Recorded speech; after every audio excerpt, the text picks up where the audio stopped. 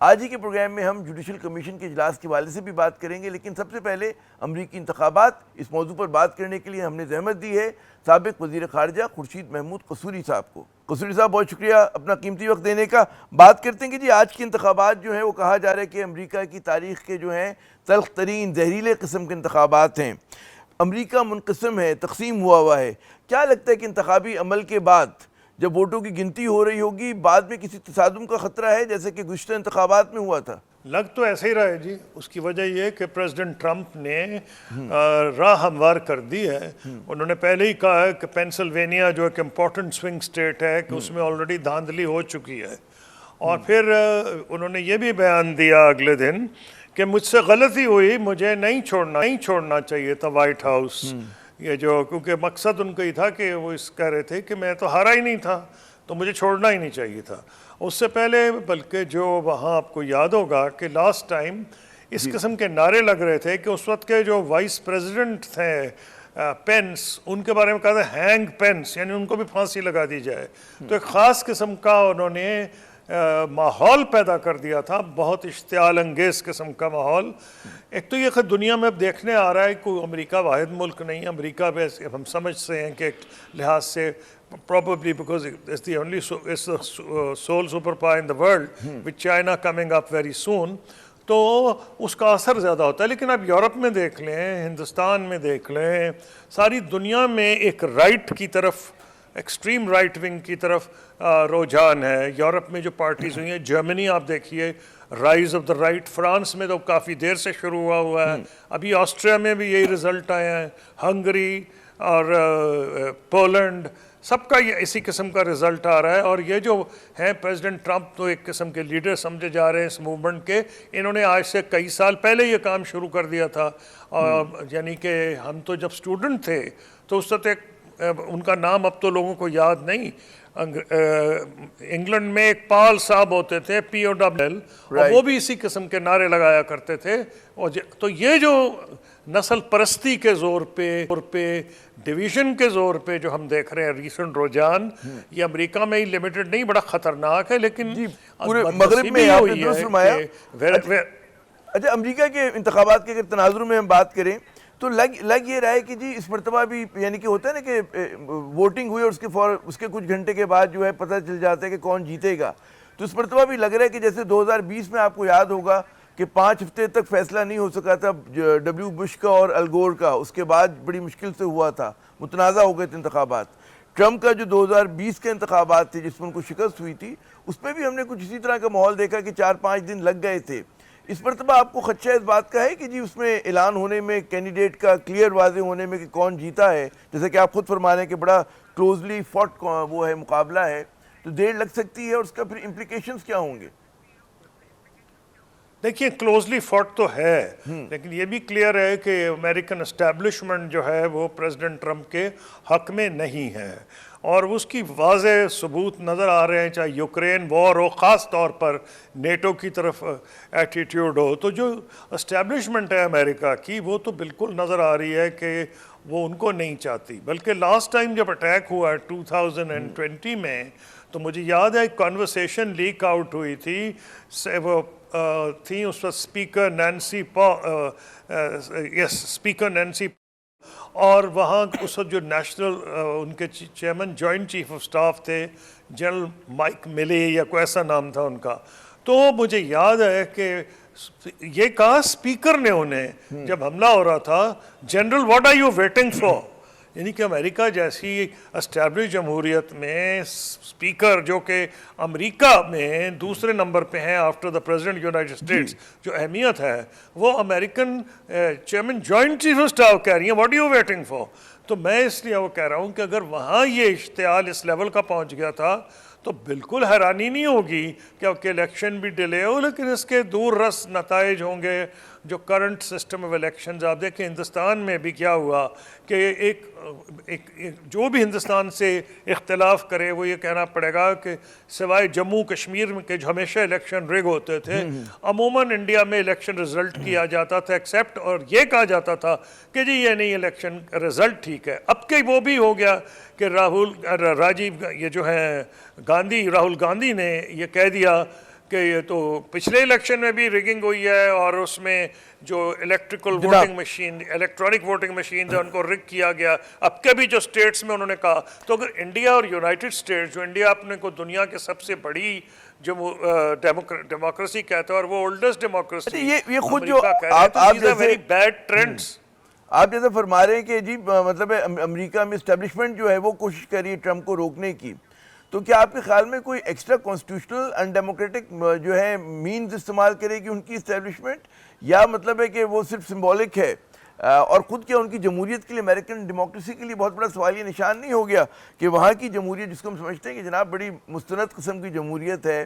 تو اس کے حوالے سے کہ وہاں پہ اسٹیبلشمنٹ کا یہ رول ہے کہ ایک پاپولر لیڈر کو, اب ٹھیک ہے ہمیں اس سے اختلاف بالکل ہو سکتا ہے, لیکن ایک پاپولر لیڈر ہے اس کو روکنے کے لیے وہ کوئی ایکسٹرا میجرز لیں گے یہ لیے ہیں؟ دیکھیے بات یوں ہے, جب آپ پاپولر لیڈر کی بات کرتے ہیں تو 30s کے یورپ کو مت بھولیں. جی, rise of Nazism and fascism in Germany and Italy, تو کہنا میرا یہ ہے, یا اینڈ اسپین, تو اس میں یہ ہے کہ یہ جو رائز رائٹ کی ہوتی ہے اسپیشل سرکمسٹانسز میں ہوتی ہے. یہ سرکمسٹانسز آئے ہیں 2008 فائنینشیل کرائسس کے بعد, اور اس کو پرولونگ کر دیا ہے جو کرونا وائرس بعد میں آیا ہے. تو یہ بہت زیادہ انہیپینس ہے جس کو جو ایک قسم کے ڈیموگاگز ایکسپلائٹ کر رہے ہیں. ہندوستان میں انہوں نے ہندو مسلمان کا ایشو اٹھا دیا ہے, انہوں نے امیگرنٹس کا ایشو اٹھا دیا ہے, رنگ نسل کا ایشو اٹھا دیا ہے, یورپ میں بھی رنگ نسل کا معاملہ ہو گیا ہے. تو میں یہ سمجھ رہا ہوں کہ صرف یہ امریکہ نہیں, یہ خطرہ ساری ویسٹرن ورلڈ میں آ رہا ہے اور یہ سوچنا پڑے گا. اور جو آپ نے امریکہ کا ذکر کیا ہے, وہاں دیکھیں لاسٹ کہا یہ جاتا ہے کہ لاسٹ اینٹی اسٹیبلشمنٹ پریزیڈنٹ تھے پریزیڈنٹ کینیڈی. اب وہ میں نہیں خدا نہ کہہ رہا کہ ان کا جو حشر ہوا وہ کو ایسی وہ چیز ہے کہ, لیکن اس پہ آخر وقت تک سوال کیے جا رہے تھے. ان کے اوپر تو پہلے بھی 1-2 حملے ہو چکے ہیں اور بڑے کوسچنز کیے گئے ہیں, تو اس لیے I am not indicating any thing, لیکن یہ آپ کو بتا رہا ہے کہ کتنا اشتعال ہے, کتنی قوم ڈیوائیڈڈ ہے. اور جب سے یہ سوشل میڈیا نے ایک لحاظ سے امپاور کر دیا مختلف لوگوں کو, عام لوگوں کو, اسے ڈیوائیڈ بھی کر دیا ہے. It's we and them, polarisation بڑھا دی, اس سے بہت زیادہ بڑھا دی ہے. اچھا میں کیونکہ بہت بڑھا دی ہے, بہت بڑھا. اچھا اب اگر آپ دونوں امیدواروں کو دیکھیں, ہم ذرا پہلے خارجہ پالیسی پہ بات کریں کہ بہت سارے لوگوں کے لیے وہ کہتے ہیں نا کہ میوزک ٹو دا ایئرز ہے کہ جب یہ کہتے ہیں ٹرمپ صاحب یہ کہتے ہیں کہ جی میں یوکرین کی لڑائی کو ختم کراؤں, کی جنگ کو ختم کراؤں گا, تو ایک بہت بڑا فرق ہے کہ ڈیموکریٹک جو ایڈمنسٹریشن تھی اس جنگ کو بہت زیادہ پش کر رہی تھی. اچھا مشرق وسطی کی اگر بات کریں تو وہاں بھی ٹھیک ہے اسرائیل کی سپورٹ دونوں کینڈیڈیٹس کر رہے ہیں, لیکن ٹرمپ کے متعلق خیال یہ کیا جا رہا ہے کہ وہ غالباً جو ہے جنگ بندی کے اوپر زور دیں اور کسی بھی قیمت پہ کم از کم جنگ بندی کروا دیں گے. تو یہ کہتے ہیں نا بیرونی محاذ پہ تو یہ ٹرمپ کا جو پوسچر ہے زیادہ بہتر نہیں ہے کیملا ہیرس سے. دیکھیے I largely agree but with slight modifications. جہاں تک تو یوکرین کا تعلق ہے وہ تو بالکل کلیئر پوزیشن ہے, نیٹو کی ایک پوزیشن ہے, امریکن اسٹیبلشمنٹ کی ایک پوزیشن ہے, اور وہ یہ ہے کہ Russia must not be allowed بقول ان کے کوٹ ان کوٹ کہ جی سیکنڈ ورلڈ وار کے بعد پہلا ایگریشن ہوا ہے. یہ دوسری بات ہے کہ رشیا کا اور سٹینڈ ہے کہ جی آپ خود ہمارے دہانے پہ نیٹو کو لے آئے ہیں جب ہم نے وارسو پیکٹ کو ختم کر دیا تھا. یہ دوسری کہانی ہے, لیکن بالکل جو ریٹرک کلیئر ہے کہ ہم نہیں برداشت کریں گے. روس نے جو آلریڈی اچیو کر لیا ہے,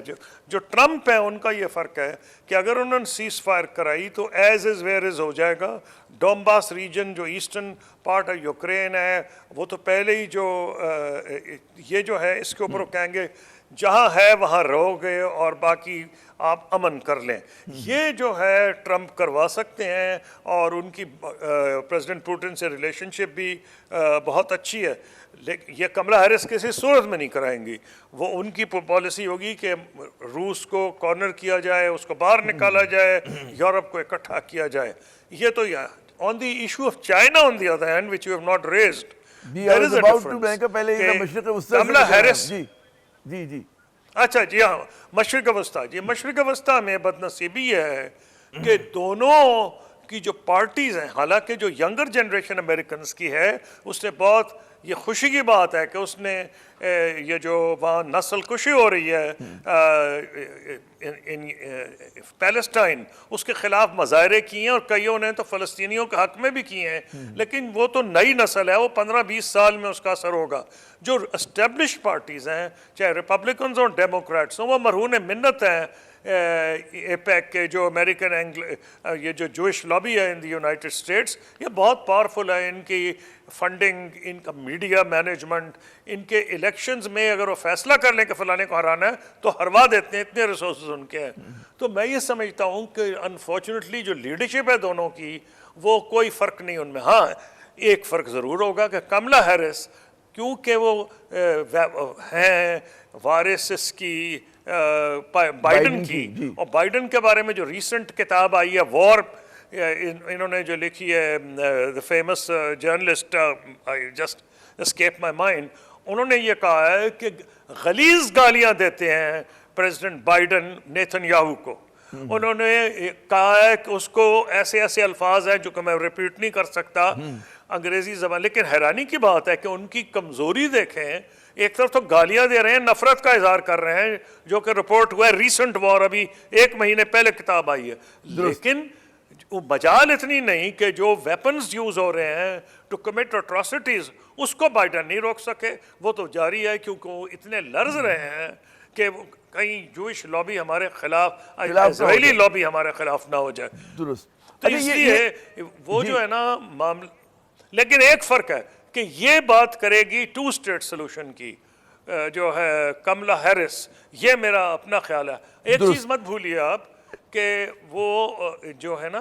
کیپٹل شفٹ کیا تھا فرام تل اویو ٹو جیروسلم، پریزیڈنٹ ٹرمپ نے کیا، اس سے پہلے کسی امریکن ایڈمنسٹریشن نے یہ نہیں کیا تھا۔ تو جو ان کے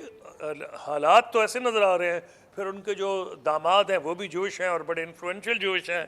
ان کو ویسے انہوں نے استعمال بھی کیا سعودی عربیہ اور اسرائیل کو قریب لانے میں۔ تو میرا کہنا اس میں یہ ہے کہ نیٹ رزلٹ این ممکن ہے کہ ایک جیسا ہو جائے۔ وہ کیوں؟ Kamala Harris will talk of 2 state solution if she once,